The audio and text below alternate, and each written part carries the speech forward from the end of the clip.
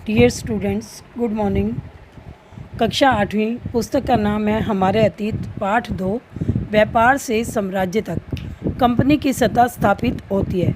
मुग़ल बादशाहों में औरंगजेब आखिरी शक्तिशाली बादशाह थे और इससे पहले मुग़ल साम्राज्य की नींव जो है बाबर ने रखी थी। 1526 से 1530 तक वो रहे और उसके बाद उनका बेटा हुमायूं था और उसके बाद हुमायूं का बेटा अकबर और अकबर के बाद जहांगीर और जहांगीर के बाद शाहजहाँ और शाहजहाँ के बाद जो है औरंगजेब। शाहजहाँ के भी 4 पुत्र थे और उनमें से जो औरंगजेब था वो काफ़ी शक्तिशाली बादशाह थे। उन्होंने वर्तमान भारत के एक बहुत बड़े हिस्से पर नियंत्रण स्थापित कर लिया था और उसे एक सत्ता के रूप में एकत्र किया था। 1707 में उनकी मृत्यु के बाद बहुत सारे मुग़ल सूबेदार जो थे वो बड़े बड़े ज़मींदार अपनी ताकत फिर से दिखाने लगे और उन्होंने अपनी छोटी छोटी रियासतों, छोटे छोटे जो क्षेत्र थे उन पे अपनी रियासतें कायम कर ली थी।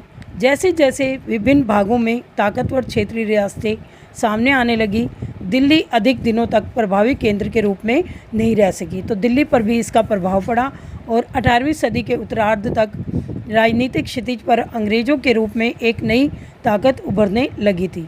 क्या आप जानते हैं कि अंग्रेज़ पहले एक छोटी सी व्यापारिक कंपनी के रूप में भारत आए थे। सबसे पहले जो है पुर्तगाल जो है 1458 में वास्को डी गामा जो है वो पानी के रास्ते से भारत में पहुंचा था और यहाँ पर इन्होंने उसके बाद आके व्यापार करना शुरू किया था और यहाँ के इलाकों पर कब्जे में उनकी ज़्यादा दिलचस्पी पहले नहीं थी।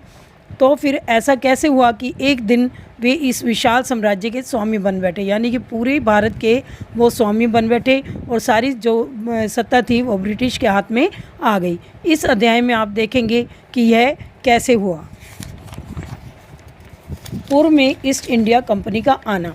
अभी आप देखेंगे कि ये हमारा महाद्वीप का मैप है, इसमें अफ्रीका महाद्वीप आपको दिखाया गया है और ये जो भारत का जो कलकत्ता कैंटोन है ये एशिया महाद्वीप में आता है और मुंबई है और मद्रास है और यहाँ पे सेंट हेलेना और कैप ऑफ गुड होप है।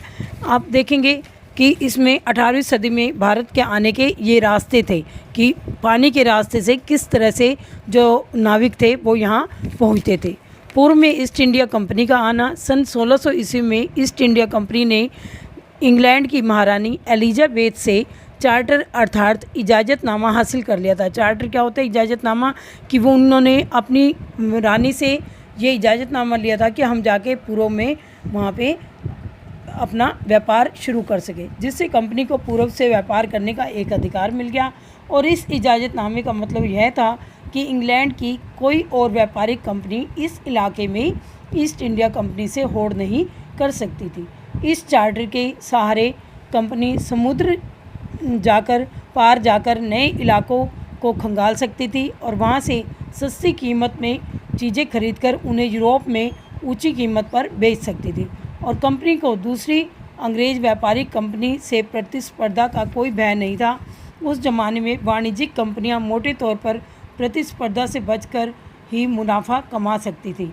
अगर कोई प्रतिस्पर्धा न हो तो तभी वे सस्ती चीज़ें खरीदकर उन्हें ज़्यादा कीमत पर बेच सकती थी। तो वाणिज्यिक क्या होता था? एक ऐसा व्यवसाय उद्यम जिसमें चीज़ों को सस्ती कीमत पर खरीदकर और ज़्यादा कीमत पर बेचकर यानी ज़्यादा मुनाफा कमाया जाता था।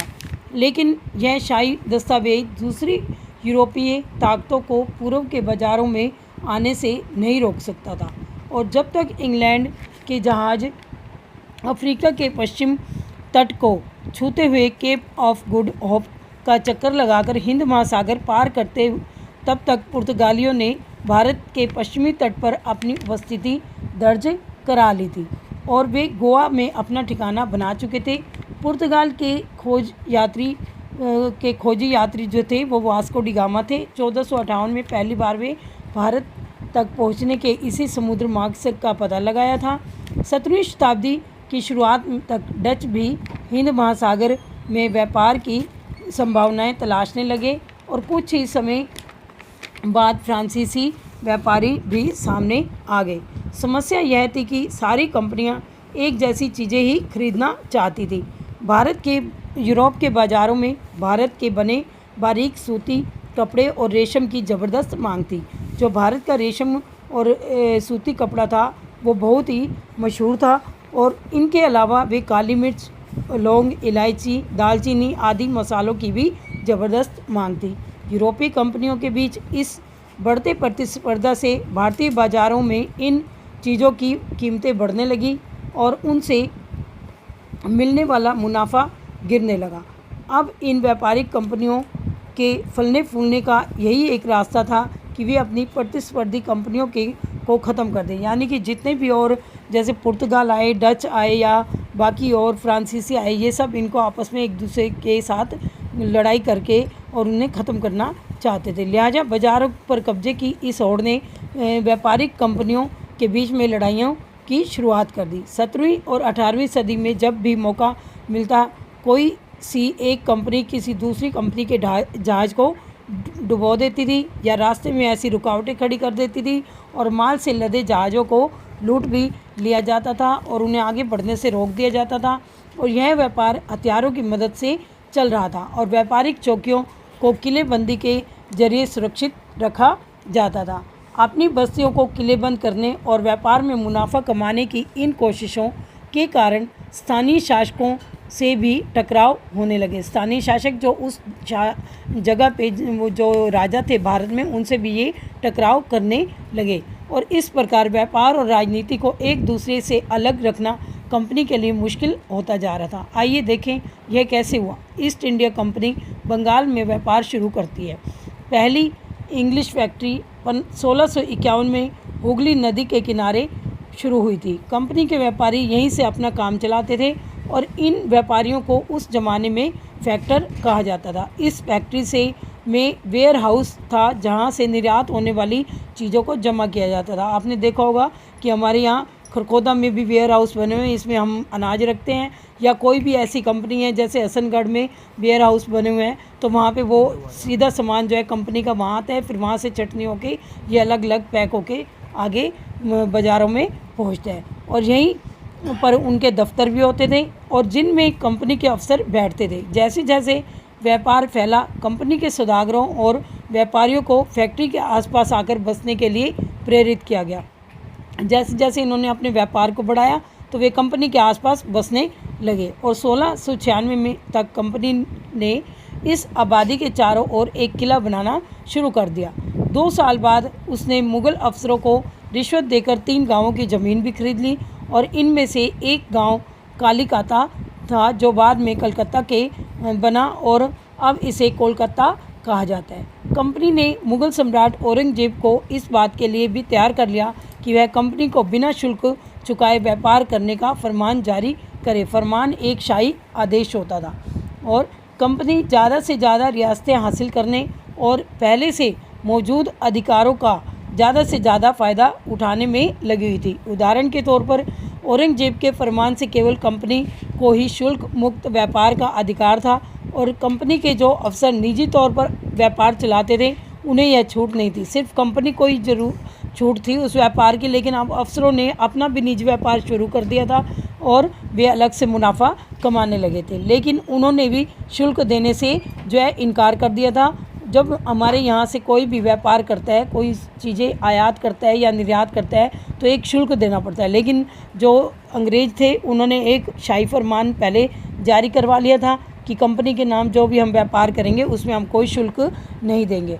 तो उसके बाद जो अंग्रेज़ अफसर हैं उन्होंने भी अपना ऐसा ही इस चीज़ का फ़ायदा उठाया और इससे बंगाल में राजस्व वसूली बहुत कम हो गई। जब कंपनी यहाँ से कोई भी चीज़ खरीद के ले जाएंगे और आके बेचेंगे और उसके ऊपर शुल्क नहीं मिलेगा तो राज्य को वहाँ से क्या है, राजस्व की वसूली जो है आय उनकी कम होती चलेगी। ऐसे में भला बंगाल के नवाब मुर्शिद कुली खान विरोध क्यों नहीं करते। अब बंगाल में उस समय किसका शासक था? नवाब मुर्शिद कुली खां का शासन था। व्यापार से युद्धों तक 18वीं सदी की शुरुआत में कंपनी और बंगाल के नवाबों में काफ़ी टकराव बढ़ गया था। औरंगजेब की मृत्यु के पश्चात बंगाल के नवाब अपनी ताकत दिखाने लगे। उस समय दूसरी क्षेत्रीय ताकतों की स्थिति भी ऐसी ही थी। मुर्शिद कुली खां के बाद अली वर्दी खान और उसके बाद सिराजुद्दौला बंगाल के नवाब बने। ये सभी शासक जो थे शक्तिशाली शासक थे। उन्होंने कंपनी को रियायतें देने से मना कर दिया और व्यापार का एक अधिकार देने के बदले कंपनी से नजराने मांगे। नजराने होते थे, ये तोहफे होते थे और उस सिक्के ढालने का अधिकार उसे सिक्के ढालने का अधिकार नहीं दिया और उसकी किलेबंदी को बढ़ाने से भी रोका। उन्होंने कहा कि कंपनी एक तो क्या है कि हमें यहाँ पे जो है वो इसका राजस्व देना पड़ेगा, उन्हें शुल्क देना पड़ेगा, और दूसरा ये है कि उनका एक अधिकार नहीं होगा इस व्यापार पे, और सिक्के ढालने की इजाज़त भी नहीं दी, और साथ में जो वो किले बना रहे थे उन पर भी रोक लगा देगी। कंपनी पर धोखाधड़ी का आरोप लगाते हुए उन्होंने दलील दी कि उनकी वजह से बंगाल सरकार की राजस्व वसूली कम होती जा रही है और नवाबों की ताकत जो है कमज़ोर पड़